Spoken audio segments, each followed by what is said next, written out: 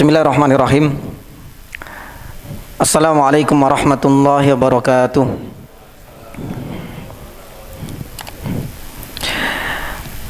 Innal hamdalillah nahmaduhu wa nasta'inuhu wa nastaghfiruh wa na'udzu billahi min shururi anfusina wa sayyiati a'malina. May yahdihillahu fala mudilla lahu wa may yudlilhu fala hadiya lahu. Asyhadu an la ilaha illallah wahdahu la syarika lah, ilahul awwalina wal akhirin, wa asyhadu anna Muhammadan abduhu wa rasuluh. Allahumma salli wa sallim wa barik ala Muhammad wa ala alihi wa ashabihi wa man ihtadaw bihudahu ila yaumiddin, amma ba'd. Jamaah dirahmati Allah Subhanahu wa taala, alhamdulillah. Segala puji bagi Allah Subhanahu wa taala yang telah mempertemukan kita kembali setelah beberapa bulan yang lalu. Allah Subhanahu wa taala memisahkan kita untuk sementara waktu, sembari berharap kepada Allah Subhanahu wa taala mudah-mudahan pertemuan kali ini adalah pertemuan yang selalu dilimuti dan pertemuan yang selalu diselimuti adanya perasaan as-sakinah, adanya buih-buih ar-rahmah, kasih sayang di antara kita. Sebagaimana sabda Nabi sallallahu alaihi wasallam di dalam hadis sahihnya, "Mastama'a qaumun fi baitin min buyutillah yatlun kitaballahi wa yatadarasunahu bainahum illa nazalat alaihimus sakinah wa ghasyiyatuhumur rahmah wa haffathumul malaikah wa dzakarallahu fi man indah." Jamaah yang dirahmati Allah Subhanahu wa taala, hadis ini sering disampaikan oleh ustadz-ustadz kita, pun demikian sering kita telaah dan kita baca. Namun di balik itu semua sebenarnya muncul secercah harapan dari hati kecil Nabi sallallahu alaihi wasallam agar hikmah dan keutamaan menuntut ilmu sebagaimana yang beliau sabdakan ini selalu terpatri kuat dalam benak. Karena Rasulullah sallallahu alaihi wasallam ketika menyampaikan sabda yang mulia ini, bahwa menuntut ilmu syar'i bukan hanya sekedar memperkaya wawasan keislaman kita. Dengan menuntut ilmu syar'i, jamaah yang dirahmati Allah, bukan menjadikan kita nantinya semua menjadi ulama besar. Namun intisari dari kita mendatangi taman-taman surganya Allah Subhanahu wa taala itu manakala selepas kita meninggalkan tempat yang mulia ini ada perasaan as-sakinah dalam hati kita. Karena kajian ilmu pada dasarnya yang diulas, yang dikaji adalah ayat-ayat Allah dan sunnah-sunnah Nabi sallallahu alaihi wasallam. Tidak seperti orang yang berbondong-bondong untuk mendatangi mal atau sinema-sinema atau bioskop. Perasaan as-sakinah mungkin detik itu dia rasakan, tapi nggak akan bertahan lama. Namun bila itu yang kita rasakan, jamaah yang dirahmati Allah, berarti ada kemungkinan kesalahan di saat kita mendatangi majelis ilmu. Karena keikhlasan itulah yang menentukan sejauh mana kita bisa merasakan as-sakinah. Pun demikian dengan rahmah, ketika Allah Subhanahu wa taala mempertemukan di tempat yang mulia ini,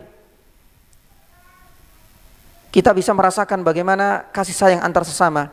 Kita dikumpulkan dari berbagai daerah, dari beberapa kelurahan, dari beberapa kecamatan yang sebenarnya tidak ada hubungan nasab sama sekali antara yang satu dengan yang lain. Wa hafatumul malaika, dan malaikat akan selalu mendoakan kepada kita semua. Subhanallah. Manusia dan makhluk terbaik, makhluk yang dekat dengan Allah Subhanahu wa taala. Kita nggak bisa membayangkan seandainya mendoakan kebaikan untuk kita semua yang ada di sini, insya Allah doa-doa itu akan segera diijabai oleh Allah Subhanahu wa taala. Dan pun demikian kita harus merasakan sensasinya majelis ilmu ketika nama-nama kita ini akan selalu disebut. Nama kita ini akan selalu didengung-dengungkan oleh Allah Subhanahu wa taala kepada seluruh penduduk langit sana. Maka jamaah yang dirahmati Allah Subhanahu wa taala, ini menjadi kajian perdana setelah beberapa bulan yang lalu Allah Subhanahu wa taala ya memisahkan kita. Mudah-mudahan hadis ini selalu terngiang dimanapun kapanpun kita mendatangi majelis ilmu, ya, kapan kita bisa merasakan as-sakinah, rahmah, ya, hadirnya para malaikat untuk mendoakan kita, dan kita harus merasakan bagaimana Allah Subhanahu wa taala senantiasa mendoakan kebaikan dan menyebut nama kita di langit yang di sana. Jamaah yang dirahmati Allah Subhanahu wa taala. Pada pertemuan sebelumnya kita membahas muqaddimah, ya, muqaddimah dari surat Al-Kahfi. Ada nama-nama surat Al-Kahfi, ya. Ada pula jumlah ayat yang pernah kita sampaikan, statusnya Makkiyah ataukah Madaniyah. Pun demikian dengan keutamaan dari kita membaca surat Al-Kahfi. Bahkan kita sampaikan yang dahulu, ada beberapa keutamaan-keutamaan yang itu disandarkan dari riwayat yang dhaifah atau dikatakan sebagai hadis-hadis palsu. Ya, salah satunya masih ingat ya? Ya, kalau membaca surat Al-Kahfi itu cepat mendapatkan apa dulu? Jodoh. Tapi ini didasarkan pada hadis yang dhaif. Jangan sampai kita percaya dengan berita hoax, berita bohong yang seperti ini. Masih menyisakan satu tema jamaah yang masih masuk dalam pembahasan muqaddimah, yaitu berkaitan dengan poin-poin utama, ya, dari surat Al-Kahfi. Apa saja sih poin-poin penting dan paling utama dari surat Al-Kahfi ini? Di mana kita tahu bahwasanya surat Al-Kahfi cukup banyak jumlah ayatnya, tapi beberapa ulama mencoba untuk meramu dan merangkum apa saja poin-poin yang ingin bisa kita petik darinya, dan pesan-pesan apa saja dari Allah Subhanahu wa taala agar kita bisa mengambil yakni ibrahnya. Yang pertama, jamaah yang dirahmati Allah Subhanahu wa taala,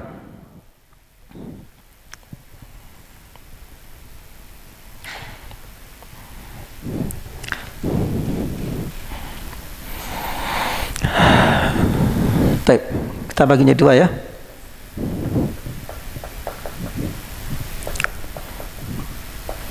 Ya, poin utama atau tema utama surat Al-Kahfi. Ada sekitar 5 poin ya nih jamaah. Yang pertama, ya, surat Al-Kahfi ini ada pesan dari Allah Subhanahu wa taala untuk meluruskan penyimpangan akidah.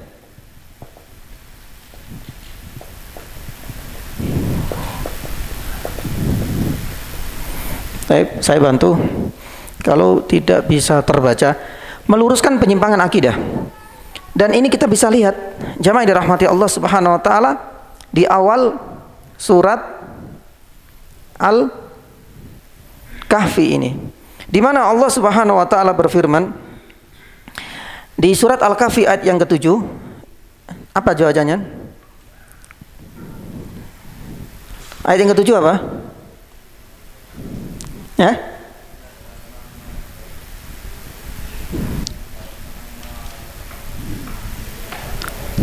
Liyabluwahum ahsanu yani amala. Tapi saya yang inginkan adalah ayat yang keempat di sini. Jazakallah khair, itu yang kedua insyaallah. Di dalam ayat yang keempat Allah Subhanahu wa taala firman apa? Wa yundiral ladina qalut takhadallahu yani walada. Allah Subhanahu wa taala tahu betul bagaimana keyakinan orang-orang yang hidup di masanya Nabi Shallallahu alaihi wasallam, baik mereka dari kalangan kaum jahiliyah maupun dari Yahudi dan Nasrani. Dan Nabi Shallallahu alaihi wasallam tahu bagaimana penyimpangan akidah dan keyakinan mereka. Salah satunya di antaranya, mereka masih percaya bahwasanya Allah Subhanahu wa taala itu mengadopsi atau punya anak. Hanya saja perbedaannya terletak yakni pada 3 hal, ya. Yang pertama, orang-orang Yahudi dan Nasrani itu punya keyakinan sendiri. Kalau seandainya Nasrani percaya bahwasanya Allah Subhanahu wa taala punya putra, pun demikian dengan Yahudi. Hanya saja sosok yang diyakini putra Allah itu berbeda. Kalau Yahudi meyakini Uzair, kalau Nasrani siapa? Yani Isa. Dan ini disebutkan oleh Allah Subhanahu wa taala dalam surat At-Taubah ayat 30. Di sini Allah Subhanahu wa taala ya menyebutkan apa yang diyakini oleh kedua kelompok besar manusia hingga saat ini. Wa qalatil yahudu Uzairun ibnullah. Ketika orang-orang Yahudi meyakini bahwasanya Uzair ini adalah putranya Allah. Pun demikian wa qalatin nasaral Masih ibnullah. Disebutkan di dalam ayat yang sama keyakinan Yahudi dan Nasrani yang itu hidup di zamannya Nabi sallallahu alaihi wasallam. Adapun yang kedua, jamaah yang dirahmati Allah Subhanahu wa taala, penyimpangan akidah di sini terjadi pada kelompok yang ketiga, yaitu orang-orang jahiliyah, kafir jahiliyah. Ya, mereka pun punya keyakinan jamaah. Tidak semua, tapi sebagian besar mereka percaya bahwasanya Allah Subhanahu wa taala itu punya putri. Ya. Siapa putri Allah Subhanahu wa taala? Berdasarkan keyakinan orang-orang jahiliyah, orang-orang kafir yang ketika itu adalah para malaikat ya nih jamaah. Makanya pernah kita sampaikan, saya lupa di sini atau tempat yang lain, ya. Ternyata keyakinan orang-orang jahiliyah dahulu yang meyakini bahwasanya Allah Subhanahu wa taala punya putri dalam wujud yakni malaikat, ini seringkali kita jumpai dan masih banyak diadopsi oleh orang-orang zaman sekarang. Apa buktinya?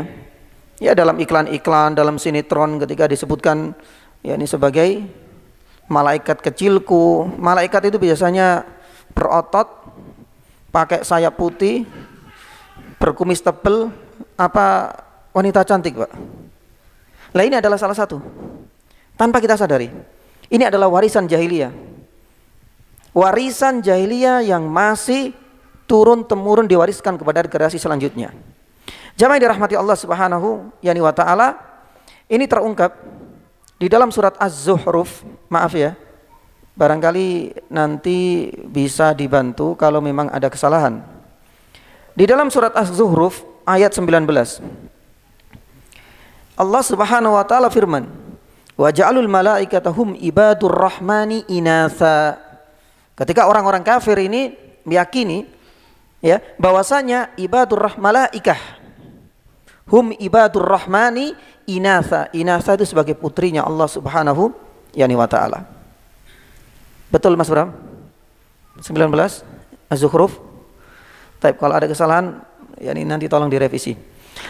Lah, ini adalah salah satu di antara ya pesan Allah Subhanahu wa taala yang ingin diluruskan di dalam surat ini, dan ini adalah tema utama dan tema pertama. Berdasarkan ayat yang keempat, wa yundiral ladina qalu takhadallahu walada, di saat orang-orang kafir yang dahulu itu menjadikan Allah Subhanahu wa taala itu punya keturunan atau punya anak. Tapi ternyata inisialnya berbeda-beda. Baik, ini adalah temanya. Nanti kita akan kembali membahas siapa itu Uzair ya, dan sejauh mana keyakinan-keyakinan mereka ketika sampai pada ayat yang keempat. Poin yang kedua atau tema yang kedua, Allah Subhanahu wa taala ingin mengingatkan kita yakni bahwasanya perhiasan dunia itu adalah ujian ya nih jamaah. Ada di ayat yang barusan tadi disampaikan, di ayat yang keberapa tadi? Yang ketujuh ya. Allah Subhanahu wa taala firman, inna ja'alna ma 'alal ardi zinatan laha linabluwahum ayyuhum ahsanu amala. Ini kita ngambil poin-poin penting dulu ya. Selengkapnya insyaallah sambil menunggu sampai pada ayat-ayat yang barusan kita sampaikan. Jamaah yang dirahmati Allah Subhanahu wa taala, di ayat ini Allah Subhanahu wa taala ingin menekankan pula perkara akidah yang menyimpang diluruskan. Tentang syahwat duniawi ini adalah ujian. Allah Subhanahu wa taala menyebutkan alasannya. Untuk apa sih kita hidup di dunia ini? Untuk apa Allah Subhanahu wa taala menciptakan bumi, langit dan seisinya? Linabluwahum ayyuhum ahsanu amalah. Siapa di antara kita yang mampu memanfaatkan ya SDA sebanyak ini agar kita tetap menjadikannya ya bernilai ibadah. Karena setiap ibadah itu pasti berbuah apa? Pahala. Jamaah yang dirahmati Allah Subhanahu wa taala, lah ini pun yani sama. Ya, ini pun yani sama. Lah di antara ujian yang sangat banyak sekali ya yang ada di dalam surat Al-Kahfi ini adalah ujian yang dihadapi siapa? Ashabul Kahfi. Ashab itu adalah orang-orang yang ya hidup yang tinggal Al-Kahfi itu di goa. Ya, nanti pas waktu kita membahas ayat yang ke-7 insyaallah kita akan sampaikan. Intinya jamaah yang dirahmati Allah Subhanahu wa taala, para ulama menyebutkan bahwasanya ini adalah salah satu di antara ujian yani pula yang dihadapi oleh mereka. Bagaimana tidak? Ujian yang dihadapi mereka banyak. Yang pertama adalah ujian kesyirikan. Mereka jumlahnya cuma 7. Tapi kesyirikan itu sudah menjamur dan merajalela di mana-mana. Ujian yang dihadapi oleh mereka di dunia adalah lingkungan yang tidak kondusif. Bagaimana tidak? Raja dan hampir seluruh rakyatnya adalah orang-orang yang selama ini menghidupkan kesyirikan. Ya. Yang ketiga, tidak luput ujian intimidasi, ancaman untuk dibunuh. Kalau tidak mengikuti apa? Keyakinan yang sudah ditentukan dan kebijakan rajanya. Maka jamaah yang dirahmati Allah Subhanahu wa taala, dalam kondisi seperti ini akhirnya mereka semua hijrah dan tinggal di mana? Yani di Goa Al-Kahfi yang kemudian dikenal dengan Ashabul Yani Kahfi. Allah Subhanahu wa taala menjadikan mereka tertidur dalam durasi waktu yang sangat lama sekali. Nanti kita akan yani sampaikan. Makanya Allah Subhanahu wa taala di sini menyebutkan bahwasanya bumi, langit dan seluruh alam semesta ini adalah ujian untuk kita semua, dan salah satu di antara sekian yani banyak ujian yang ada di atas bumi ini itu adalah yang dialami oleh Ashabul Yani Kahfi. Yang ketiga, jamaah yang dirahmati Allah Subhanahu wa taala, para ulama menyebutkan di antara poin yang berikutnya yakni adalah teman adalah ujian. Masya Allah, ini sangat bagus sekali kalau kita kaji nanti pas waktu sampai di ayat 28. Allah Subhanahu wa taala berfirman, wasbir nafsaka ma'al ladina yad'una rabbahum bil ghadati wal ashyi yuriduna wajha wala ta'du aynaka anhum turidu zinatal hayatid dunya wala tuti man aghfalna qalbahu an dzikrina wattaba'a hawahu wa kana amruhu yani furuta. Lah di sini ayat ini mengingatkan kepada Rasulullah sallallahu alaihi wasallam, wasbir. Yang namanya teman duduk itu amat penting. Sangat urgen sekali kita harus memilih. Kesalahan dalam memilih teman ini kerugiannya amat besar. Maka di sini Rasulullah sallallahu alaihi wasallam ini mengingatkan teman itu ujian. Dan Rasulullah sallallahu alaihi wasallam tahu dominasi teman-teman sahabat itu adalah orang-orang yang berada di bawah garis kemiskinan. Para sahabat kebanyakan. Bahkan di antara sahabat ada yang kita kenal dengan ahlus sufa, tinggalnya di pojok-pojok masjid. Tapi di balik itu semua Allah Subhanahu wa taala mengingatkan, hati-hati, itu ujian bagimu, temanmu itu. Mereka-mereka inilah yang sebenarnya banyak berjasa untukmu, berkorban untukmu wahai Muhammad. Mereka ini adalah orang-orang yang akan semakin meningkatkan keimananmu juga. Makanya Allah Subhanahu wa taala mengingatkan, wala ta'du aynaka anhum.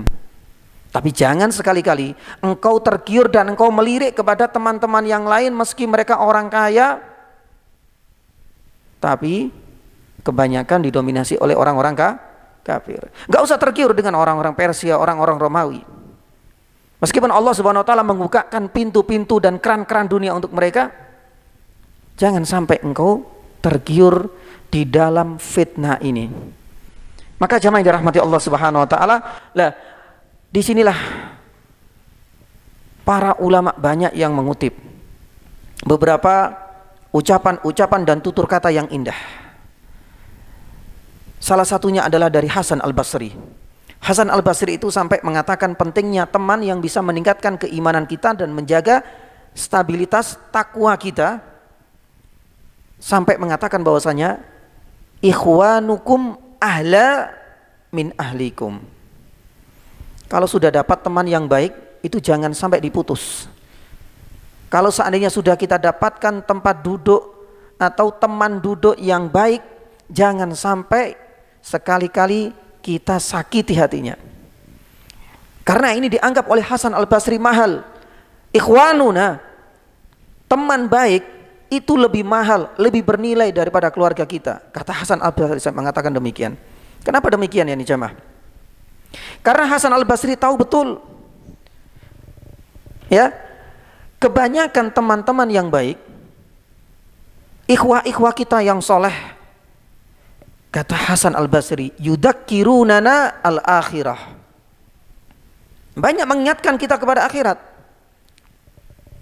Insya Allah kalau seandainya kita punya teman baik, setiap pagi di WA ada artikel bagus di share, ya, ada misalkan gotong royong untuk membangun masjid butuh donasi di share. Semuanya pintu-pintu kebaikan yang ditawarkan kepada kita. Tapi kenapa Hasan Al-Basri mengatakan bahwasanya lebih bernilai daripada keluarga kita? Karena kata Imam Hasan Al-Basri, keluarga kita itu kebanyakan, coba kita pulang sebentar lagi pada Isya kita pulang ke rumah, ya, apa yang kita bicarakan, apa yang kita omongkan? Hampir seluruhnya adalah yudakkirunana ad-dunya, kata Hasan Al-Basri. Semua perkara-perkara dunia yang diingatkan oleh istri kita. Baru masuk, Pak, LPG habis, sudah dunia ini. Pak, SPP anak, dunia semuanya. Tapi kalau kita di sini, masya Allah, saling mengingatkan, ya. Tapi jangan terbalik. Ya, ketika sudah kumpul yang di sini yang dibahas bisnisnya, yang dibahas, ya, sawahnya yang dibahas, ya. Tapi harus yang dibahas itu adalah perkara-perkara yakni akhirat, agar menjadikan teman itu bernilai sebagaimana yang dituturkan oleh Hasan Al-Basri. Makanya Rasulullah SAW di dalam sebuah hadis, ya, dihasankan oleh Syekh Albani dalam Sunan Abi Dawudnya, ar-rajulu ala dini khalilihi. Ini penting sekali ya nih jemaah. Seseorang itu, ya, akan terbentuk karakternya kebanyakan itu karena faktor teman dan lingkungan. Falyantur ahadukum may yukhalil. Maka lihat orientasinya dia kemana saat ini, itu biasanya sedikit banyak terpengaruh karena faktor teman atau lingkungannya. Dan ini sudah disabdakan oleh Nabi SAW. Nggak usah jauh-jauh ya nih jamaah. Ini adalah ilustrasi ringan yang mudah-mudahan kita bisa memetik faedah dan pelajaran penting darinya. Coba kita lihat di dalam beberapa ilustrasi itu ada buah yang bagus nempel dengan buah yang busuk. Apa yang terjadi? Akan tertular di situ. Pun demikian dengan karakter yakni hewan yang jorok, ya, kemudian kita beli hewan yang lain, itu biasanya juga akan terpengaruh. Bahkan manusia pun yakni bisa. Yang dahulu kita di sini tinggal di sini nggak pernah suka mie ayam misalnya, gara-gara temannya suanya mie ayam, akhirnya juga terkena. Hobi yang nggak pernah nonton TV, suka film, karena semua teman-teman dan lingkungannya itu adalah orang yang senang nonton film, akhirnya dia menjadi sufi. Apa itu Pak sufi, Pak? Ya, ini suka film, ya ini juga. Dan ini banyak mengenai kita semua. Kalau seandainya baik akan tertular kebaikannya. Kalau seandainya buruk, tak jarang di antara mereka juga terkena imbasnya. Maka jamaah yang dirahmati Allah Subhanahu wa taala, ini adalah poin yang ketiga. Dan mari kita camkan apa yang dituturkan oleh Hasan Al-Basri itu, bila kita sudah mendapatkan teman baik, jaga baik-baik dia. Ini adalah merupakan aset terbaik untuk menjaga, stabilitas keimanan dan ketakwaan kita kepada yakni Allah Subhanahu wa taala. Adapun yang keempat, masalah harta adalah yakni ujian. Masya Allah, jadi ujiannya banyak sekali di sini. Ya, perhiasan dunia ini adalah ujian untuk kita. Pun demikian, teman itu adalah ujian. Teman baik adalah ujian, teman buruk pun yang ujian untuk kita. Yang ketiga adalah yakni harta. Allah Subhanahu wa taala firman di dalam surat Al-Kahfi ayat 32. Ya. Ketika mengisahkan dua orang. Ya. Dua orang ini adalah pemilik kebun. Yang satu hasil dan keuntungan dari kebunnya itu dia sedekahkan untuk ketaatan kepada Allah Subhanahu wa taala, berarti hartanya ini akan barokah, mendatangkan keberkahan dari Allah dan kecintaan darinya. Tapi apa yang terjadi dengan temannya? Dia ternyata masuk dalam lubang syahwat dunia. Ketika mendapatkan keuntungan dari bisnisnya, ya, ketika dia mendapatkan mungkin hadiah dari warisan ayahnya, ketika dia mendapatkan uang kaget tanpa disangka-sangka, ternyata semuanya habis dalam waktu yang singkat. Kebanyakan hal itu dia salurkan pada pos-pos kemaksiatan. Maka jamaah dirahmati Allah Subhanahu wa taala, lah kisah ini nanti kita akan tuturkan bagaimana Allah Subhanahu wa taala itu membuat dua permisalahan. Ya. Intinya harta itu adalah titipan dari Allah Subhanahu wa taala untuk kita dan semuanya itu adalah ujian. Dan ingat, harta ini bukan cuma-cuma. Selain harta ini, di antara karakteristiknya itu akan cepat habis. Ya, harta juga akan dimintai pertanggungjawaban dan paling berat sekali. Bukankah di dalam sebuah hadis sahih disebutkan oleh Imam At-Tirmidzi dalam sunannya, Rasulullah SAW pernah mengingatkan bahwasanya la tazul qadama abdin yaumal qiyamah hatta yus'al an khams, dalam riwayat yang lain hatta yus'al an arba. Kita akan ditanya, kita akan dicecar dengan pertanyaan dari Allah Subhanahu wa taala. Salah satu pertanyaannya berkaitan dengan harta dan ini dianggap yang paling berat. Kenapa demikian jemaah? Kalau seandainya umur, dikemanakan umurmu? Kalau seandainya tentang masa muda, untuk apa saja engkau habiskan masa mudamu? Kalau seandainya tentang ilmu, apakah engkau sudah mengerjakan dan menunaikannya? Tapi ketika harta, ada dua pertanyaan bersayap untuk kita semua. Min aina iktasabahu wa fima anfaq. Dari mana engkau dapatkan ini? Dari jalur yang baik? Dari jalur yang diharamkan oleh Allah atau yang dihalalkan olehnya? Halal Ustaz, alhamdulillah. Tapi belum selesai, ada pertanyaan berikutnya. Wa fima anfaqah. Kenapa? Kemana engkau distribusikan? Bisa saja dia dapatkan dari cara yang halal, tapi dihabiskan untuk pos-pos kemaksiatan, waliyadzubillah. Nah, ini semua tidak luput dari pertanggungjawaban kelak di hari kiamat. Adapun yang berikutnya, sedikit mengutip tentang harta dan orang yang lalai dalam mendistribusikan harta ini, kita teringat dengan kisahnya siapa? Qarun. Makanya nanti kita kaitkan insyaallah taala bagaimana Qarun di dalam surat Al-Qasas ayat 78, Allah Subhanahu wa taala menuturkan kata-kata Qarun yang akhirnya kata-kata inilah yang menjadi bumerang baginya. Di dalam surat Al-Qasas ayat 78 Allah Subhanahu wa taala firman, qala innama utituhu ala ilmin indi. Ketika menjadi kaya, diuji dengan harta, kemudian dimintai zakatnya, sedekahnya, ternyata dengan congkak dan sombongnya dia mengatakan apa? Qala innama utituhu ala ilmin indi. Ngapain saya harus mengeluarkan zakat?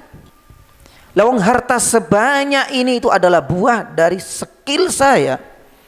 Ini karena kerja keras saya. Ini menunjukkan bahwasanya saya adalah orang yang menjunjung tinggi nilai etos kerja. Beda dengan orang-orang yang malas. Apa yang terjadi? Ternyata jawaban ini menjadi bumerang baginya. Di ayat yang ke-80-an Allah Subhanahu wa taala masih di dalam surat yang sama, Allah Subhanahu wa taala akhirnya kemudian menurunkan adab untuknya. Fakhshafna bihi wa bidarhil ard. Sudah, Allah Subhanahu wa taala tenggelamkan. Apakah cukup dengan orangnya? Wa bidarihi. Apanya yang ditenggelamkan oleh Allah? Istana beserta harta dan kekayaannya.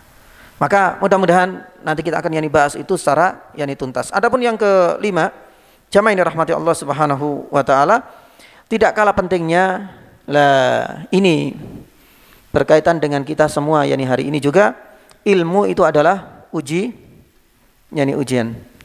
Jangan kira dengan kita berilmu itu kita akan bisa selamat dari ujian Allah Subhanahu wa taala. Malah sebaliknya, tak jarang orang-orang itu ternyata gagal dalam ujian ilmu. Perhiasan dunia lolos. Ujian teman alhamdulillah lulus yani juga. Taib. Ujian harta kamlot. Tapi ternyata ketika Allah Subhanahu wa taala menguji dengan ilmu, ya, dia nggak mampu untuk membendung penyakit-penyakit yang lain. Terutama adalah penyakit hati. Dia semakin sombong. Dia merasa bahwasanya tak ada satupun setelah dia belajar bertahun-tahun, tak ada satupun orang di sini yang lebih faham, yang lebih pandai, yang lebih rajin, yang lebih ibadahnya paling kencang kecuali yakni saya. Kita dapatkan kisah ini adalah dalam kisah yang cukup panjang di sini. Ya, pertemanan antara Nabi siapa? Musa dengan Nabi yakni Khidir. Ya, itu nanti bisa dilihat di ayatnya, itu cukup panjang. Lah, apa yang bisa kita simpulkan di sini? Disebutkan di dalam Sahih Bukhari yakni jamaah dari Ubay bin Ka'ab radhiyallahu taala anhu. Ubay bin Ka'ab ini pernah menceritakan apa yang pernah didengar langsung dari Nabi sallallahu alaihi wasallam. Nabi sallallahu alaihi wasallam pernah bercerita, apa sih sebab yang melatar belakangi Musa alaihissalam akhirnya harus belajar dengan nabi yang lain, Khidir. Kalau seandainya antara anak dengan bapak wajar, Nabi Ismail belajar dari ayahnya siapa? Ya, wajar. Nabi Daud yakni dengan Sulaiman, wajar, ada hubungan apa? Ada hubungan kerabat, nasab. Tapi ini kenapa harus dengan Khidir? Kita tahu bagaimana Musa dengan kecerdasannya, dengan kekuatannya itu sudah diakui. Ternyata di sini Nabi SAW menceritakan dahulu Nabi Musa itu pernah ditanya oleh salah satu pengikutnya, hal ta'lam, ya, apakah engkau tahu, wahai Musa, ada orang yang lebih pandai, yang lebih mengerti daripada engkau, mengerti tentang Taurat, mengerti tentang syariat yang dibawa olehnya dari Allah Subhanahu wa taala? Dia mengatakan enggak ada. Lah karena faktor ya riya kecil inilah yang kemudian Allah Subhanahu wa taala akhirnya mengirim apa? yakni Khidir ini, wahai Musa, ini sebagai sentilan. Ini sebagai cemeti kecil untuknya, wahai Musa, ya, omonganmu ini berbahaya sebenarnya. Jangan merasa karena engkau nabi satu-satunya dianggap lebih paham. Ternyata jawabanmu ini menjadi bumerang yang juga untukmu. Dikirim Nabi Khidir. Nabi Khidir lebih apa? Mengerti, lebih memahami, bahkan lebih sabar daripada Nabi Musa. Makanya ceritanya nanti kita akan lihat di perjalanan cukup panjang dengan 3 ujian yang dialami oleh Nabi Musa salam. Makanya jamaah yang dirahmati Allah Subhanahu wa taala, kalau seandainya kita lihat konteks hari ini sama juga. Ya maaf, mudah-mudahan yang kita dijaga dari ini semua, dan ini adalah peringatan besar bagi saya secara pribadi jamaah. Maaf, di antara penyakit terakhir yang hinggap, yang mengenai orang-orang yang berilmu itu tidak harus, wah ini penyakitnya ustadz tok. Kalau kita kan ilmunya cuma cetek. Enggak, semua orang yang faham tentang yanidin, penyakit yang paling akhir hinggap pada diri orang-orang yang mengerti tentang agama itu adalah hubbu at-tasaddur, hubbu syuhra wa tasaddur. Yani ingin apa? Populer, ingin selalu dikenang, ingin selalu dikenal, ingin followernya ya, yang like semakin banyak. Maaf, mau nggak mau kita sampaikan seperti itu. Makanya sampai Ibrahim ibnu Adham itu pernah menuturkan, ma sadaqallah, kata beliau, Allah Subhanahu wa taala tak akan percaya lagi ya kepada seorang hamba ketika hubbus syuhra wa tasaddur itu sudah menjadi sifatnya. Maka dia sudah enggak dipercaya sama oleh Allah Subhanahu wa taala. Dia dianggap sudah enggak amanah lagi. Bagaimana mungkin? Yang namanya ulama itu harus benar-benar amanah dalam menyampaikan risalah. Tapi kalau seandainya dalam menyampaikan risalah ternyata muncul kepentingan pribadinya agar selalu dikenal, agar semakin populer namanya, agar namanya juga menggaung kemana-mana seantero dunia, hati-hati. Dan ini yang disampaikan oleh Ibrahim ibnu Adham. Kalau memang itu yang terjadi pada diri kita, Allah Subhanahu wa taala sudah enggak menganggap engkau adalah orang yang amanah. Allah Subhanahu wa taala sudah enggak percaya lagi denganmu. Maka hati-hati dengan ini semua. Makanya jamaah yang dirahmati Allah Subhanahu wa taala, pelajaran yang bisa kita ambil dari ujian ilmu dari kisahnya Musa dan Haidir ini adalah agar kita enggak sombong dengan ilmu yang kita miliki. Sebagaimana kita enggak boleh sombong dengan harta yang Allah Subhanahu wa taala karuniakan kepada kita. Tapi sebaliknya, dengan ilmu itu seharusnya kita mengikuti seperti filosofi padi.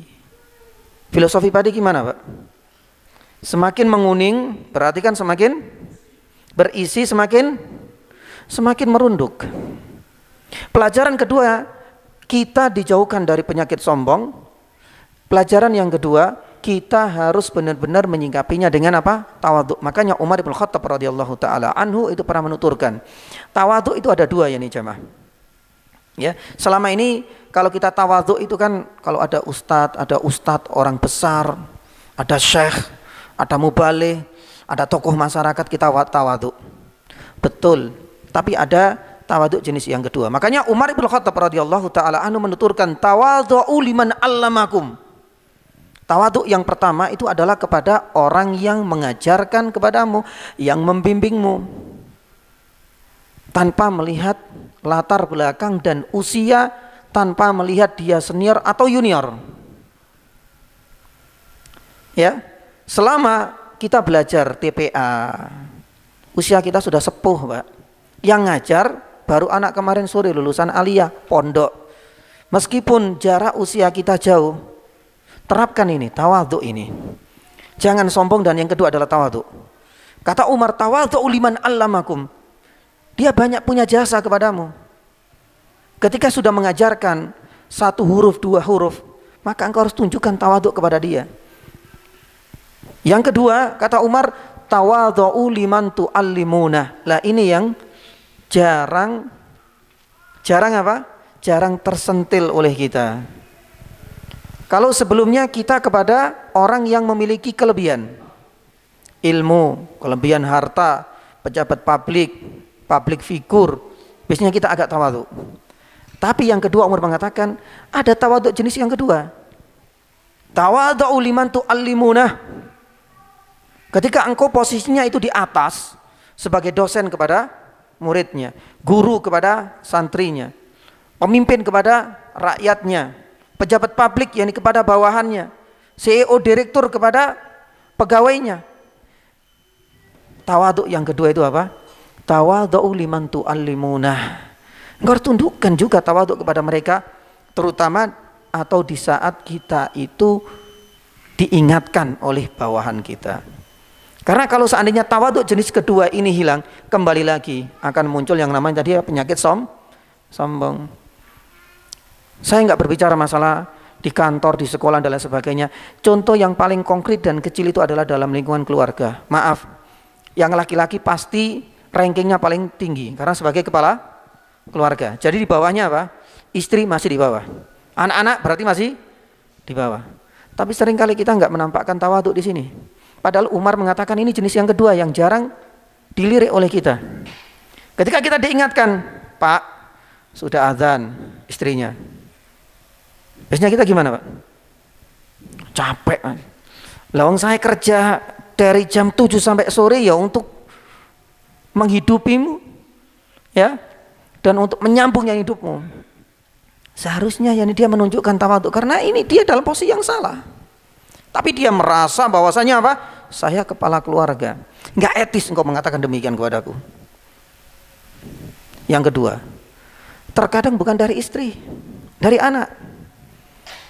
Ya, coba kita lihat semangat anak-anak kita belajar dari A sampai Ya, menghafalkan juz amma lolos, juz 29 hafal, 28 maaf loh ya ini ya loh, yang penting kita biayai.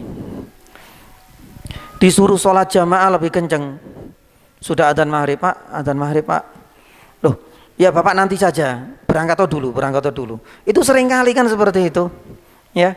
Tapi kenyataannya akhirnya nggak sholat, ya nih jamaah.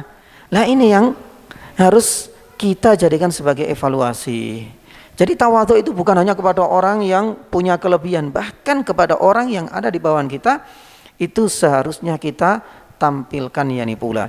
Jamaah yang dirahmati Allah Subhanahu wa taala, ini adalah 5 poin ya. Selebihnya nanti kita akan yani sampaikan. Setelah ini kita masuk, mudah-mudahan kita ambil beberapa ayat dari ayat pertama, kedua ya, secukupnya insyaallah yani taala. Sudah adzan ya? Baik, adzan dulu insyaallah. Alhamdulillah. Alhamdulillahilladzi hadana li hada wa ma kunna linahtadiya laula an hadanallah. Wa asyhadu an la ilaha illallah wahdahu la syarikalah wa asyhadu anna Muhammadan abduhu wa rasuluh. Allahumma salli wa sallim wa barik ala Muhammad wa ala alihi wa ashabihi wa man ihtadaw bihudahu ila yaumiddin. Amma ba'd. Jamaah dirahmati Allah Subhanahu wa taala, ternyata luput yani satu ya, itu adalah cerita tentang Dzulqarnain dan itu ada di akhir yani surat, dan insyaallah nanti kita akan bahas pula siapa ya beliau. Ada yang mengatakan beliau seorang nabi, ada yang mengatakan beliau adalah seorang malaikat yang menjelma menjadi manusia. Hal ini hal yang mungkin saja terjadi, sebagaimana dahulu malaikat itu menjelma menjadi seorang sahabat atau mirip dengannya, yaitu Dihya Al-Kalbi yang begitu ganteng dan tampan, datang kepada Nabi SAW yang kita kenal dengan hadis Jibril. Tapi tidak sedikit di kalangan pakar-pakar sejarah, Ibnu Katsir salah satunya mengatakan Dzulqarnain ini adalah seorang raja yang soleh, pemimpin yang adil. Masya Allah, ini bagus sebenarnya, nanti kita akan yani lihat, karena dari beberapa statement yang dikeluarkan oleh Dzulqarnain di dalam akhir surat Al-Kahfi menunjukkan bagaimana keadilan dan kebijaksanaan yani beliau ketika ya berinteraksi dengan rakyatnya. Lah, jamaah yang dirahmati Allah Subhanahu wa taala, Dzulqarnain ini seakan-akan menjadi apa? Menjadi penutup ya dari kisah-kisah sebelumnya. Dia diberikan kekuasaan, alhamdulillah lolos. Dia diberikan pangkat dan jabatan, alhamdulillah ujiannya lolos. Pun demikian dia juga diberikan ilmu dan kecerdasan. Semua ujian tanpa terasa mampu dilalui dan dilewati oleh Dzulqarnain. Dan nanti juga ada bantahan, karena sebagian sejarawan itu mengatakan Dzulqarnain itu adalah Alexander Philip dari Makedonia, atau Alexander yakni Al-Makedoni. Tapi banyak ulama mengatakan bukan dia. Dari sisi keadilan sama, kebijaksanaan luar biasa. Tapi kalau seandainya Alexander Philip yakni wahwa kafir, sedangkan yang kita bahas ini adalah Muslim. Insyaallah mudah-mudahan saat pada waktunya kita akan yani bahas. Di ayat yang pertama, jamaah yang dirahmati Allah Subhanahu wa taala, Allah Subhanahu wa taala berfirman. Ya, Allah Subhanahu wa taala berfirman, alhamdulillahilladzi anzala ala abdihil kitaba wa lam yaj'al lahu yani iwaja. Satu ayat ini sepertinya cukup yani banyak faedah yang bisa kita petik darinya. Ayat yang pertama ya adalah tafsir alhamdu. Apa sih alhamdu? Sebagaimana kita baca di awal surat Al-Fatihah, alhamdu. Kalau kita hanya melihat terjemahan ya, maka terbesit dalam benak kita alhamdu itu adalah ya pujian. Kita memuji Allah. Ya mungkin seperti halnya kita memuji apa? Manusia yang lain. Tapi ingat ya nih jamaah yang dirahmati Allah Subhanahu wa taala. Alhamdu ini memiliki dua makna yang lebih dalam. Padahal kalau kita lihat ya nih jamaah, yang namanya pujian dalam bahasa Arab itu cukup banyak. Ada alhamdu, ada as-sana'u, ada al-madhu. Semuanya memiliki makna yang sama. Tapi pertanyaannya, kenapa untuk pujian bagi Allah kita menggunakan alhamdu? Di dalam surat Al-Fatihah kita menggunakan alhamdulillahirabbil alamin. Di awal yani surat ini alhamdulillahilladzi anzala ala abdil kitab. Di awal surat Al-Furqan alhamdulillahilladzi nazzalal furqan. Kenapa enggak menggunakan lafaz yang lain? Ya, karena yani jamaah dirahmati Allah Subhanahu wa taala, ada dua unsur. Yang pertama ada maaf ini sedikit kita masuk ke sisi yakni apa? Grammarnya atau bahasa Arabnya ya nih jemaah. Ya. Ini menunjukkan bahwasanya namanya istihqaq. Ya, kalau kesulitan, istihqaq itu artinya segala pujian yang hanya Allah Subhanahu wa taala berhak yang mendapatkannya. Dan bukan yang lain. Makanya di sini dikasih itu menunjukkan nggak sembarangan. Kalau pengen tahu lebih jauh bisa belajar nahwunya. Nah, ini adalah rahasia pertama. Berarti Allah Subhanahu wa taala yang paling berhak untuk kita puji dan bukan yang lain. Ini adalah rahasia pertama. Makanya kalau kita itu diberikan kesempatan untuk haji, Pak ya. Talbiyah gimana bacaannya, Pak? Innal hamda wan ni'mata lakawal mulk. Semuanya. Jadi bukan sekedar maaf bacaan di bibir kita ya nih jemaah. Tapi kalau kita lihat ya, ini seakan-akan benar-benar menyerahkan seluruhnya untuk Allah Subhanahu wa taala. Segala pujian Allah Subhanahu wa taala yang berhak. Segala puji bagi Allah. Nikmat itu adalah karuniamu ya Allah. Pun demikian dengan apa? Kekuasaan, kerajaan itu enggak ada bandingannya dengan para raja di dunia ini. Ini kan berarti sebuah pengakuan dari kita ketika kita bertalbiyah. Makanya kalau nanti pandemi sudah berakhir, ada kesempatan, rasakan jamaah sensasi bacaan ini. Benar-benar kita akan terenyuh. Karena ini adalah pengakuan dari dalam hati kita. Bahwasanya semua pujian itu yang berhak itu adalah untuk Engkau. Sebagaimana ucapan yang kita ya keluar dari lisan kita. Innal hamda wan ni'mata laka wal mulk la syarika lak. Makanya para ulama mengaturkan jadi bahwasanya istihqaq itu hanya untuk Allah Subhanahu wa taala pujian yani ini. Dan kata-kata ini hanya untuk Allah Subhanahu yani wa taala. Adapun yang untuk manusia enggak berhak untuk dipuji. Tapi kenapa kita disuruh untuk memuji juga manusia? Bukankah Rasulullah Shallallahu Alaihi Wasallam juga menyuruh untuk memuji? Ya, kalau seandainya ada prestasi yang dicapai oleh anak kita, kita puji. Masya Allah, mudah-mudahan ya prestasi ini bisa meningkatkan keimananmu. Orang kaya tapi suka bersedekah, mudah-mudahan ini menjadi sedekah jariahmu kelak di hari kiamat. Ini adalah pujian. Nah, tapi ada alasan dibalik pujian kita kepada manusia ya nih jemaah. Apa alasannya? Kita memuji manusia itu karena faktor kenikmatan, kelebihan, skill yang Allah Subhanahu wa taala berikan kepadanya. Kalau bukan Allah Subhanahu wa taala, dia nggak akan ada apa-apanya. Itu adalah rahasia pentingnya kita membedakan pujian yang itu haknya untuk Allah Subhanahu wa taala semata dengan pujian kepada manusia.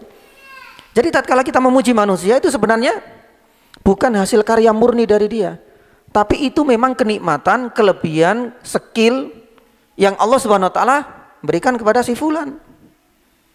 Kok dia pandai sekali sih? Ya, kita puji dia itu karena apa? Makanya alhamdulillah.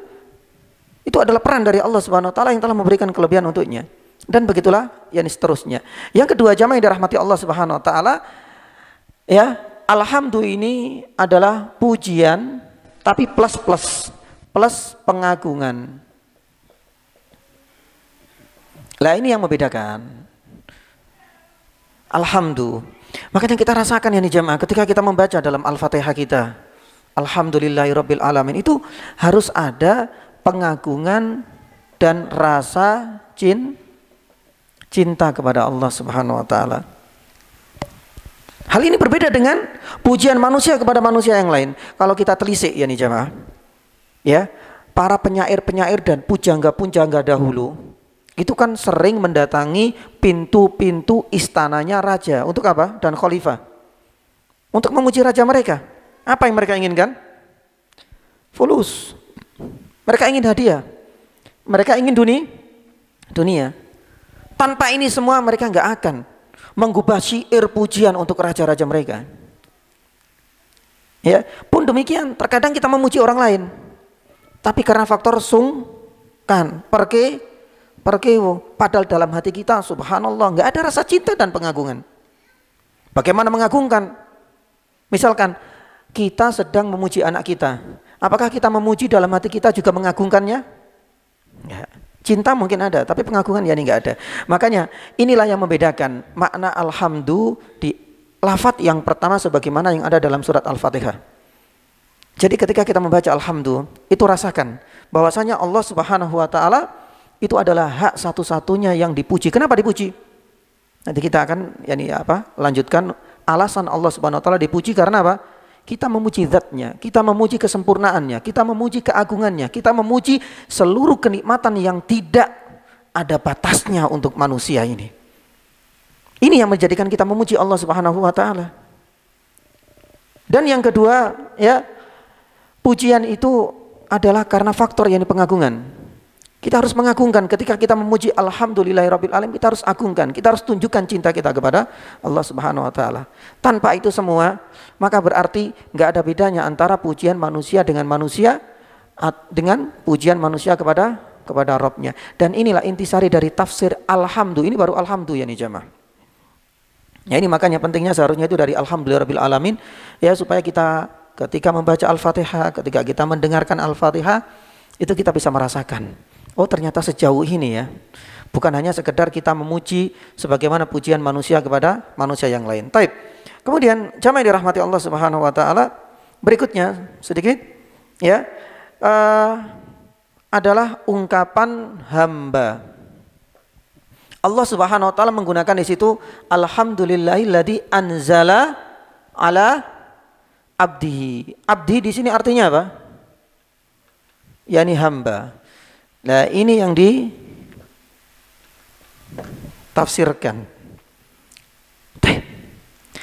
Abdi ini siapa, hamba ini? Merujuk kepada siapa? Nah, Nabi. Nah, kenapa enggak menggunakan alhamdulillahilladzi anzala ala nabiyhi atau alhamdulillahilladzi anzala ala rasulihi, tapi kok dipakai abd, yaitu hamba? Bukankah ini menunjukkan Allah Subhanahu wa taala itu benar-benar menganggap remeh, kecil, hina Rasulullah sallallahu alaihi wasallam? Ternyata tidak ya nih jamaah. Para ulama mengungkapkan ya, pemilihan kata hamba ini enggak sembarangan. Malah banyak hikmah di balik pilihan kata hamba dari Allah yang maha tinggi kepada Rasulnya dengan menggunakan lafadz yani hamba ini. Kita tahu yani banyak kata-kata hamba di dalam Al-Qur'anul Karim. Ya, kalau kita lihat di dalam surat Al-Baqarah ayat 23, Allah Subhanahu wa taala firman, "Wa in kuntum fi raibim mimma nazzalna ala abdina." Pakai hamba lagi. Di awal surat Al-Kahfi, alhamdulillahilladzi anzala ala abdihi. Di awal surat Al-Furqan, alhamdulillahilladzi nazzalal furqana ala abdihi. Ya, bahkan di awal surat apa?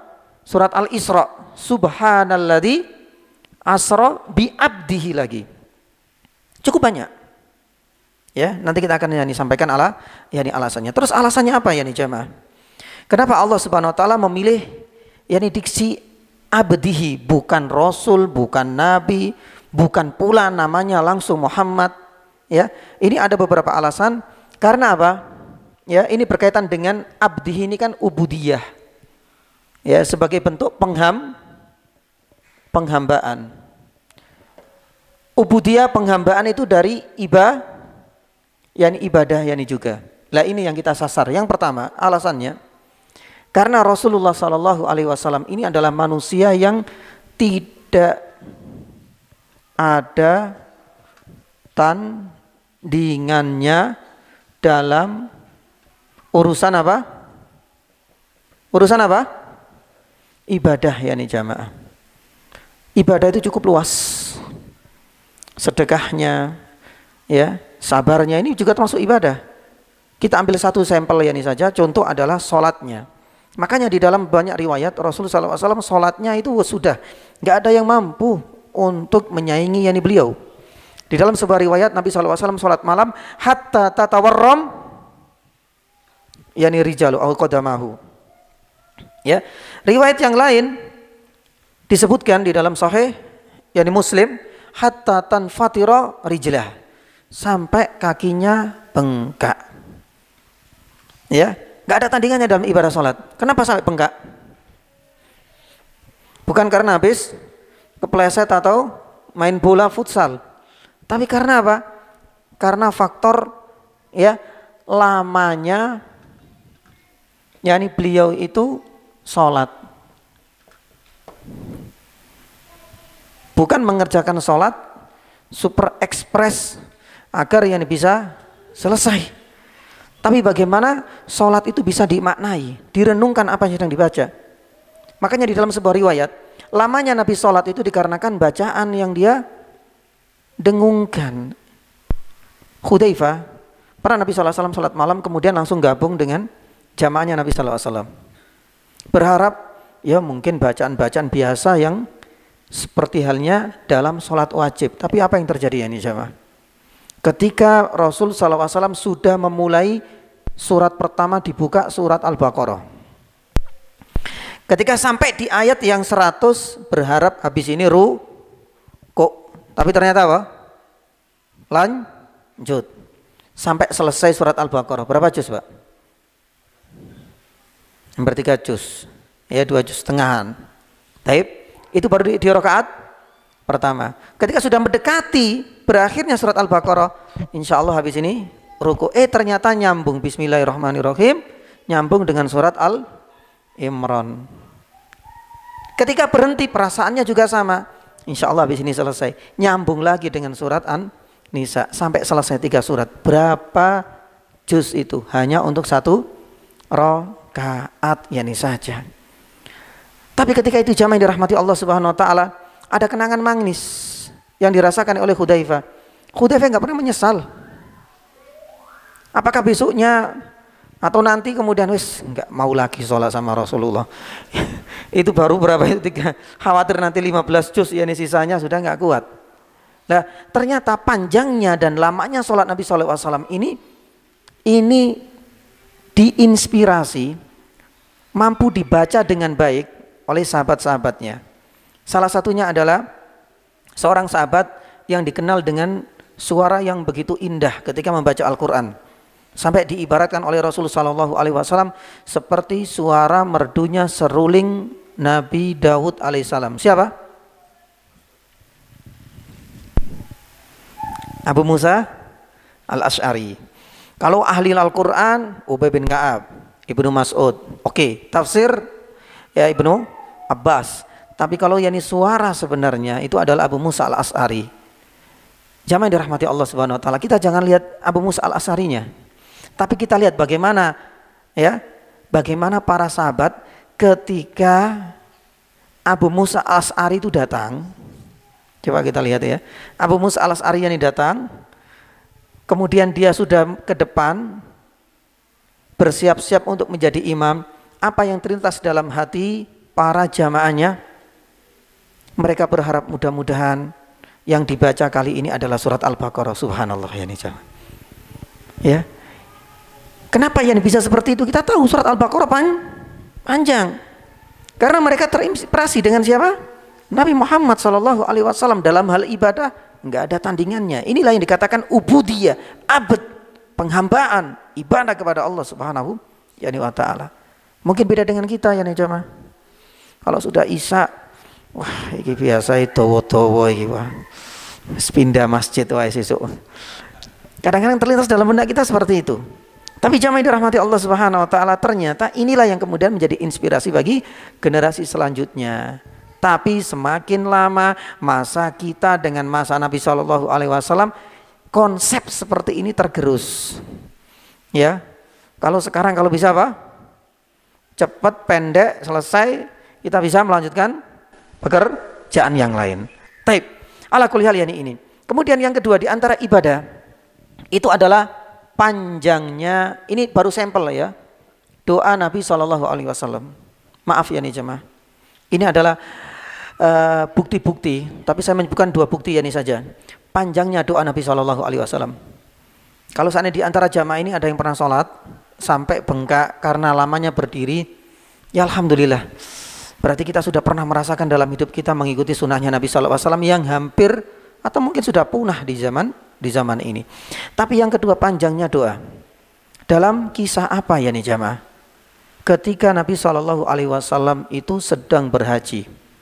Yang sudah pernah haji, ya, ketika wukuf di Arafah, kita disunahkan untuk baca doa, memperbanyak doa, dan itu dimulai yang paling afdal ba'da apa? Di Arafah?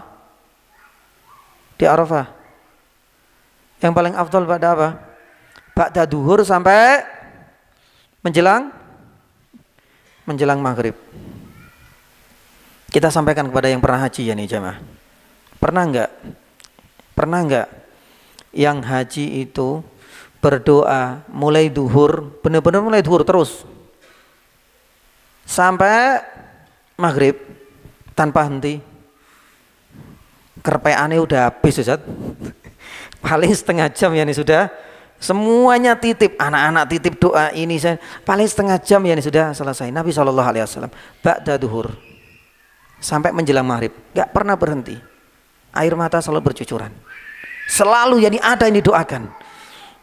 Kalau kita terbatas, kayaknya sudah semua Ustaz. Yes, penutup ya, doa, sapu, zakat wis lah penutup ini daripada semua yang disebut. Tapi Nabi SAW subhanallah, sholat lama, doa juga panjang, tanpa mengenal yani lelah. Ini menunjukkan bahwasanya Nabi SAW nggak ada duanya. Makanya pantas dianggap sebagai ahli ibadah di sini. Abd itu bukan seperti hamba sahaya atau budak-budak seperti ini. Enggak seperti itu yani jamaah. Penafsirannya lebih yani dalam. Yang kedua, jamaah yang dirahmati Allah Subhanahu wa taala, dikatakan yani ubudiyah ini adalah sebagai bantahan. Para ulama mengatakan ini adalah bantahan kepada orang-orang Nasrani. Karena orang-orang Nasrani yani jamaah ketika menyikapi Nabi Isa itu bukan sebagai hamba, tapi sebagai apa? Sebagai apa Nabi Isa? Sebagai Tuhan. Nah, adanya Nabi SAW disebut sebagai abd itu sebagai bantahan. Kalau seandainya engkau orang-orang Nasrani meyakini dia adalah sebagai Tuhan atau mengalir dalam darahnya, ya, darah yani Tuhan, ya, menurut ilmu teologi mereka terserah, ya. Tapi adanya abdun yang itu diisyaratkan kepada Nabi SAW dalam banyak ayat yang sudah kita sampaikan, itu adalah bantahan kepada mereka. Karena Nabi SAW itu sebagai seorang nabi, dan beliau bukan seorang raja, dan beliau pun bukan anak Tuhan sebagaimana yang diklaim oleh orang-orang Nasrani. Makanya Nabi SAW itu selalu mengingatkan, jangan sekali-kali engkau kultuskan aku di atas posisiku. Jangan engkau berlebihan dalam mengagungkanku. Karena ketika pintu pengagungan ini, pintu pujian dibuka seluas-luasnya, itu biasanya akan sampai pada derajat kultus. Kalau kultus susah sudah. Seseorang kalau sudah dilebihkan, dipuji, terus kemudian berlebihan tanpa direm, nanti ujung-ujung nanti kultus. Kalau kultus bisa saja dia dianggap orang yang tidak pernah berdusta, dia dianggap tidak pernah berdosa, dia adalah waliullah dan lain sebagainya. Ya, nggak boleh kemudian dikritik. Kalau seandainya dikritik sekalipun salah, ini akan menimbulkan apa? Karma macam-macam pokoknya. Nah, ini yang dibantah dengan adanya abdun yani jamaah. Makanya Rasulullah SAW dalam sebuah hadis sahih, Umar bin Khattab itu pernah naik mimbar yani jamaah. Kita tahu ya, Umar kalau naik mimbar menyampaikan sesuatu bukan hanya tegas tapi keras. Orang semua nggak akan berani. Menyampaikan satu hadis dari Nabi SAW pantas, ya, pantas yang menyampaikan Umar. Kontennya juga pantas sekarang berkaitan dengan larangan untuk berlebihan. Umar menyampaikan di atas mimbar. Saya pernah mendengarkan langsung sabda Nabi SAW, bunyinya berkaitan dengan larangan. La tatruni, kata Rasulullah. Jangan engkau berlebihan mengangkat posisiku di atas, yakni haknya di atas posisi yang sebenarnya. Jangan engkau berlebihan mengagungkanku. Sebagaimana kama atrotin nasara, yakni Isa alaihissalam. Ya, lah di sini innama ana abdun, kata Rasulullah. Rasulullah mengatakan sendiri, sesungguhnya saya ini hamba saya, bukan anak Tuhan. Bukan pula yakni malaikat. Saya adalah hambanya Allah Subhanahu wa taala. Faqulu abdullahi wa rasuluh. Nah, ini adalah sebagai yani bantahan. Sedangkan yang ketiga sebelum yang keempat, Yang terakhir, Allah Subhanahu wa taala ya menggunakan kata abdun ini adalah sebagai bukti menunjukkan Nabi Shallallahu alaihi wasallam itu memiliki kedudukan yang tinggi di sisi Allah Subhanahu wa taala. Abdun. Ya. Hambaku itu seakan-akan menjadi kepunya akun. Kalau yang ngomong, jadi ini menunjukkan kedekatan, hubungan yang intens dengan Allah Subhanahu wa taala. Enggak sembarangan kata-kata abdun ini jamaah. Kalau seandainya abdun itu antara manusia dengan manusia, ya mungkin maaf lebih identik ya kasta yang paling rendah. Tapi kalau bagi Allah Subhanahu wa taala memanggil yakni hamba kepada manusia, itu bukan sembarangan. Ya, itulah beda dari sisi yakni maknanya. Nabi sallallahu alaihi wasallam memiliki kedudukan yang tinggi di sisi Allah Subhanahu wa taala. Apa buktinya yakni jamaah? Hampir semua kata-kata yang di situ ada abdun di dalam Al-Qur'an pasti dilatar belakangi peristiwa besar. Dan itu tidak semua nabi, tidak semua manusia itu bisa mendapatkan kelebihan yakni seperti ini. Satu contoh, ya. Yang pertama yakni jamaah, di dalam surat Al-Isra ayat yang pertama Allah Subhanahu wa taala menggunakan kata-kata apa? Abdun, subhanalladzi asra bi abdihi laila. Lah pertanyaannya, peristiwa apa ini? Allah Subhanahu wa taala menggunakan abdun di surat Al-Isra ayat pertama? Ya, sesuai dengan namanya. Yani Isra Mi'raj yani jamaah. Coba kita lihat.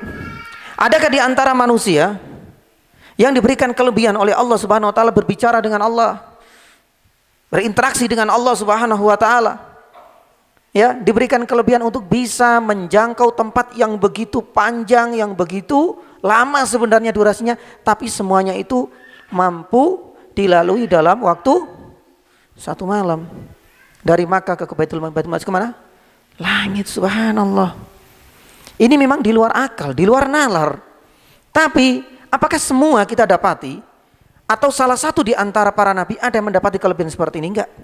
Kenapa hanya Nabi SAW dalam peristiwa Isra Mi'raj ini, dan di situ ya terkutip kata-kata apa? Abdun. Karena memang Nabi SAW memiliki kedudukan yang tinggi. Pun demikian di dalamnya di surat apa ini? Al-Kahfi ayat pertama. Al-Kahfi ayat pertama ini berkaitan dengan apa ya nih jamaah? Alhamdulillahilladzi anzala ala abdihil kitab. Berarti ada peristiwa besar, Rasulullah SAW mendapatkan apa? Al-Quran. Dan Al-Quran gak sembarangan. Nanti kita akan sampaikan keutamaan Al-Quran melebihi kitab-kitab suci sebelumnya.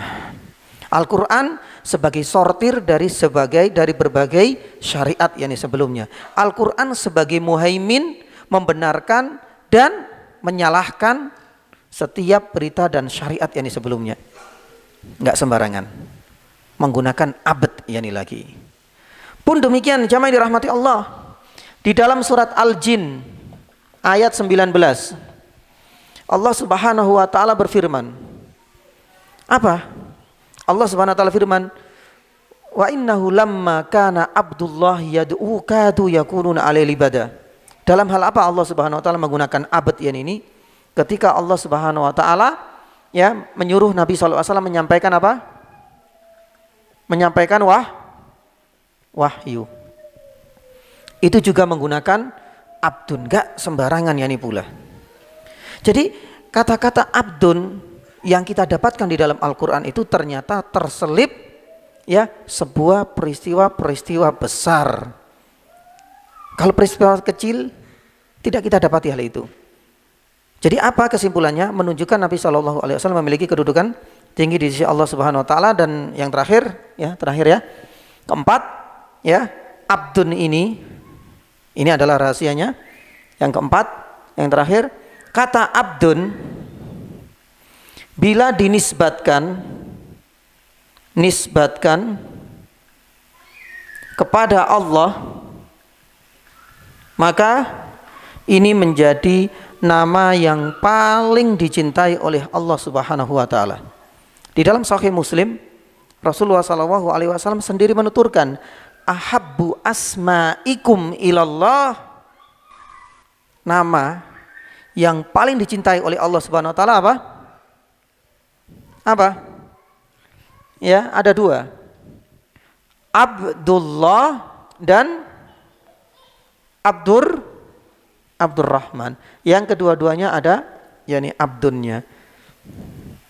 Jadi nggak sembarangan.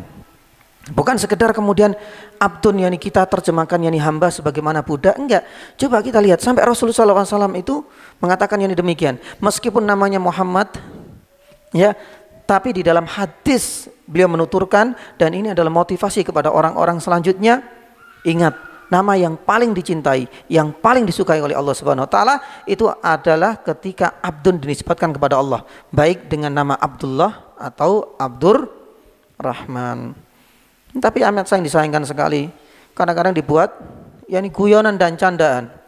Abdullah, Dullah, Abdurrahman. Jadi seakan-akan dianggap nama-nama yang, maaf ya, nama-nama pasaran ya nih. Padahal ini sekali lagi ahabbu asma'ikum, ini qaulnya Rasul. Maka jangan kita jadikan ini sebagai bahan ya nih candaan. Allahu taala alam yani bisawab. Cukup banyak ya. Ya, nanti kita akan yani bahas tentang Alkitab. Ya, walam yaj'al lahu iwaja. Kemudian yani qayyiman. Kita lanjutkan apa enggak ini? Apa kita buka tanya jawab? Kalau lanjutkan, kita akan lanjutkan Alkitab. Ini baru dua. Jadi tafsir dari Alhamdu, kemudian hamba, dan alasan kenapa Allah Subhanahu wa taala memilih diksi ini dan bukan Rasul dan bukan Nabi, ada 4 alasan. Ya, dan setelahnya sebenarnya membahas tentang Alkitab. Allah Subhanahu wa taala firman, di situ ala abdihil kitab. Lanjut nama betul nih, Pak. Lanjut ya. Bismillah. Lanjut ya sedikit ya. Taib. Mumpung berdiri, Pak.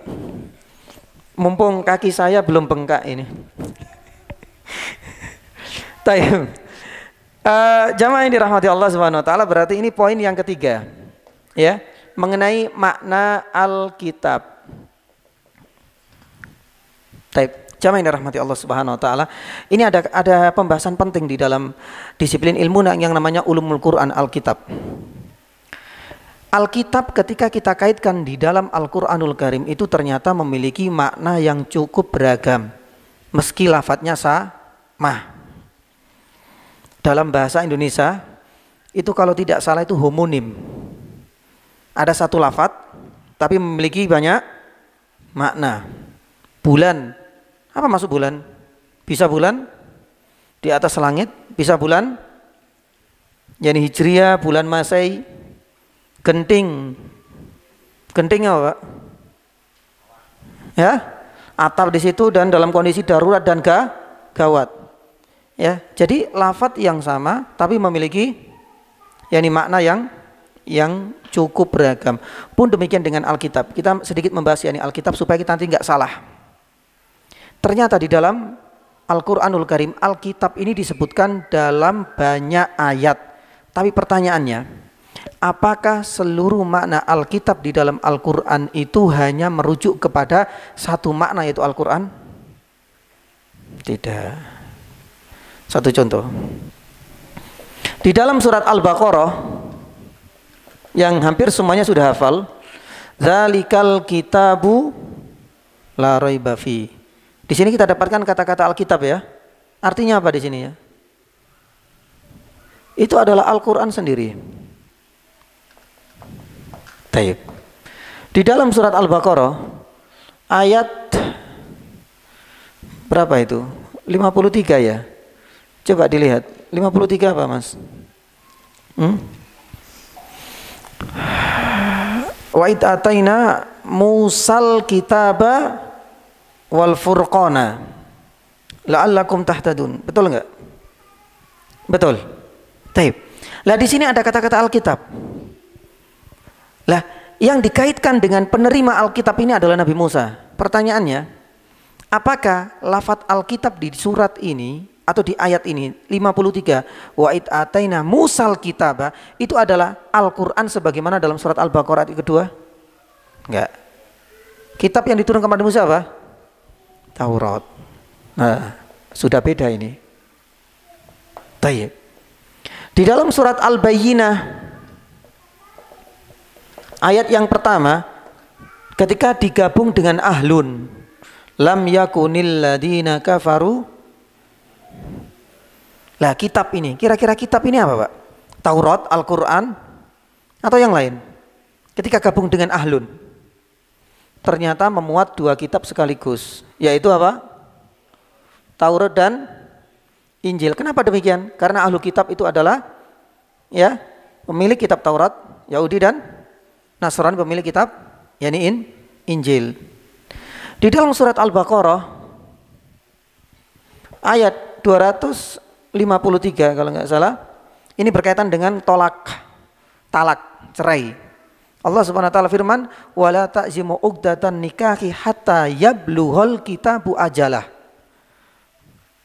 Ya. Kalau ada orang yang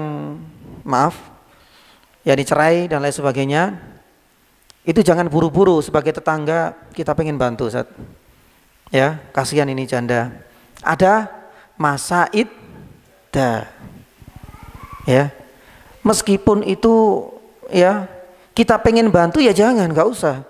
Nggak pernah datang ke situ, setiap hari datang. Ya dengan kata-kata apa? Sindiran lah.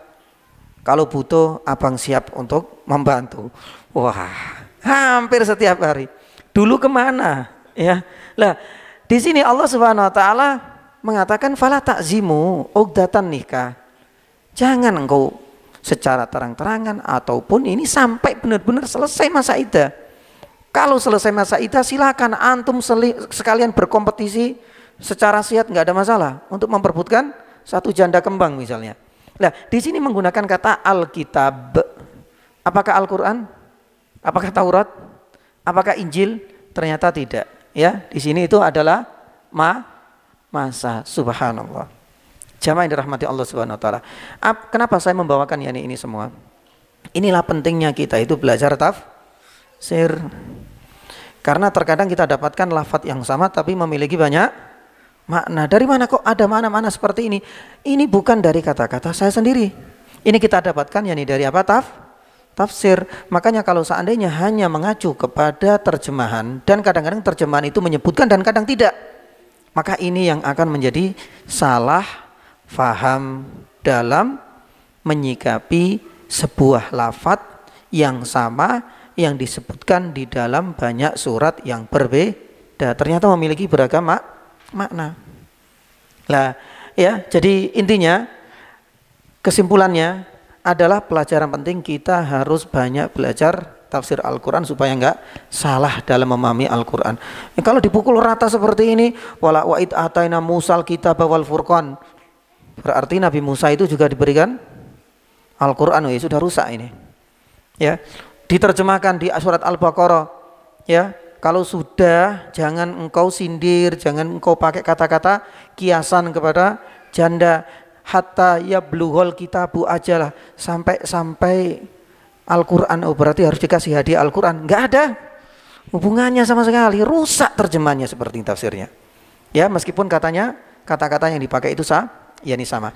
Jamaah yang dirahmati Allah Subhanahu Wa Taala. Lanjut apa nih Pak? Lanjut. Tanya jawab ya. Berikutnya insya Allah pada kesempatan mendatang kita akan membahas sifat dari Al-Quran itu sendiri. Allah Subhanahu Wa Taala firman, walam yaj'al lahu iwaja. Al-Quran di sini, ini Al-Quran ya, Alkitab ini ya, itu memiliki sifat tidak bengkok. Maksudnya apa tidak bengkok? Coba kita lihat di dalam terjemahnya apa itu? Tidak bengkok. Tapi alhamdulillah sudah ada tafsirnya. Nggak tahu yang ada terjemahannya, kalau nggak ada tafsirnya susah ini. Al-Quran nggak bengkok itu maksudnya mushafnya lurus apa gimana ini? Bukan itu ya nih jamaah. Nah kalau ada mushaf terjemahan tapi ada penafsirannya, ada penjelasannya, itu afdol. Supaya kita itu bisa tahu apa tidak bengkok itu. Qayyiman yang lurus. Maksudnya itu harus nggak boleh di seteliko dilipat yani seperti itu, nggak seperti itu juga makna yani maknanya.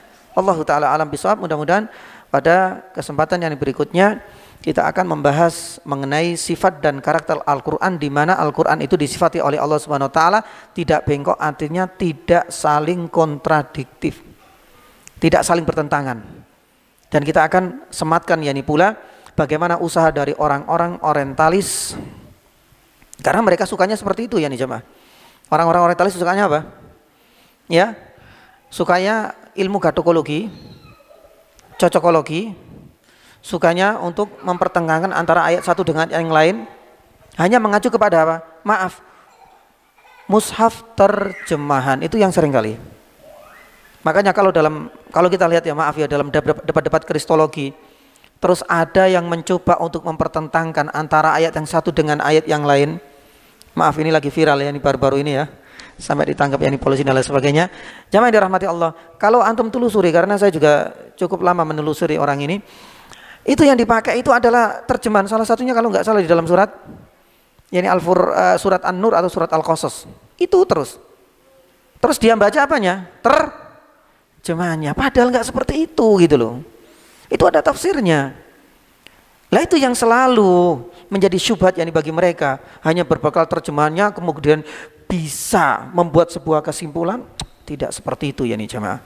Kalau kita juga nggak membekali diri kita dengan tafsir, kita nggak akan mungkin bisa membantah syubhat yakni mereka. Ya, itu nanti insya Allah kita akan sampaikan pada pertemuan berikutnya. Sangat penting kita akan sebutkan yakni pula bagaimana usaha para orang orientalis dalam mempertentangkan yakni Al-Quran, yang pada dasarnya mudah untuk kita yakni jawab dan kita bantah. Kalau ada pertanyaan jamaah dirahmati Allah Subhanahu Wa Taala, monggo dipersilakan. Ada pertanyaan yakni jamaah? Ada pertanyaan? Sudah jelas? Ya Allah, subhanallah. Ya alhamdulillah. Mau lanjut? Kalau sudah jelas kita lanjutkan apa gimana ini? Taib, ini jazakumullah khairan yani jamaah yang dirahmati Allah Subhanahu Wa Taala. Mudah-mudahan, sekali lagi saya sudah pernah menyampaikan di awal ya nih mula. Kalau saya menyampaikan tafsir itu kadang-kadang ya harus sabar. Jangan mutung ya Pak ya. Ya karena kita nggak belajar terjemahan. Kalau terjemahan ya mau coba sendiri ya udah selesai Pak. Ya, tapi kita berusaha untuk menggali sih apa saja sih kira-kira pesan-pesan Allah Subhanahu Wa Taala dalam Al-Qur'an. Apa saja hikmah pengambilan lafaz seperti diksi seperti itu, kenapa enggak yang lain? Nah ini adalah bagian dari kita mempelajari ilmu yakni tafsir. Taib, yakni demikian jamaah yang dirahmati Allah Subhanahu Wa Taala yang bisa kami sampaikan, mudah-mudahan yakni ada manfaatnya, dan semoga Allah Subhanahu Wa Taala masih berkenan memberikan kita kesempatan untuk bertatap muka kembali. Yakni saya mengingatkan diri pribadi dan para jamaah, jaga yakni imun kita dan jaga juga stabilitas keimanan dan ketakwaan kita kepada Allah Subhanahu wa Ta'ala. Kita tutup kajian ini dengan doa majelis. Subhanallah, asyhadu an la ilaha illa anta astaghfiruka wa atubu ilaik. Wassallallahu ala nabiyyina Muhammadin wa ala alihi washabihi wasallam. Assalamualaikum warahmatullahi wabarakatuh.